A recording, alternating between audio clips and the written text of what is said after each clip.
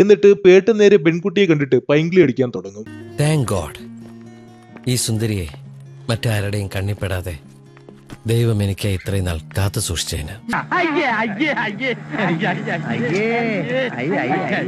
പേട്ടനെ കണ്ട നായികയ്ക്കും love at first sight അടിക്കും. കുട്ടി അങ്കിൾ ലവർ ആണെന്ന് തോന്നുന്നു. പിന്നെ പേട്ടന്റെ അയില വറുത്തത് പോലത്തെ കോമഡി കേട്ടിട്ടായിരിക്കും പെൺകുട്ടി കുടുകുടാന്ന് ചിരിക്കുന്നു.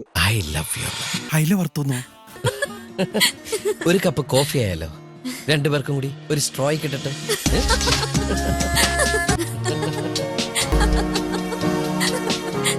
നേരിൽ കാണുമെന്ന് പറഞ്ഞു, കണ്ടു. കണ്ടിട്ട് വെരി ഹാൻസം. അങ്ങനെ പേട്ടൻ പെൺകുട്ടിയോട് തന്റെ ചരിത്രമെല്ലാം പറയുമ്പോ പെൺകുട്ടിയുടെ കരളലിയും.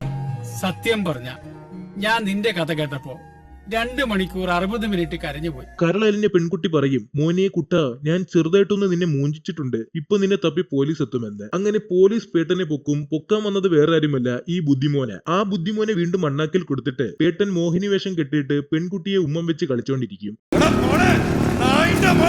മോഹനകൃഷ്ണ, ഇടയ്ക്കിടയ്ക്ക് സ്വന്തം തന്തയെ കൂടി ഓർക്കാൻ കേട്ടോ. അങ്ങനെ അവസാനം ബാലകൃഷ്ണന്റെ അമ്മാവൻ, അങ്ങനെ മോഹനകൃഷ്ണൻ ഫൈനലി ഡാഡി പോറ്റിയെ കണ്ടുപിടിക്കും. അപ്പോഴേക്കും അങ്ങേര് ഐസ് കട്ടയിട്ട് മാറിയിട്ട് വടിയായിട്ടുണ്ടാവും. നന്ദിയുണ്ടേ. എങ്ങനെ വടിയാവാതിരിക്കും? അച്ഛനെ കണ്ടുപിടിക്കാൻ വന്നവൻ അതൊഴിച്ച് ബാക്കി എല്ലാം ചെയ്തിട്ടുണ്ട്. നന്ദിയുണ്ടേ.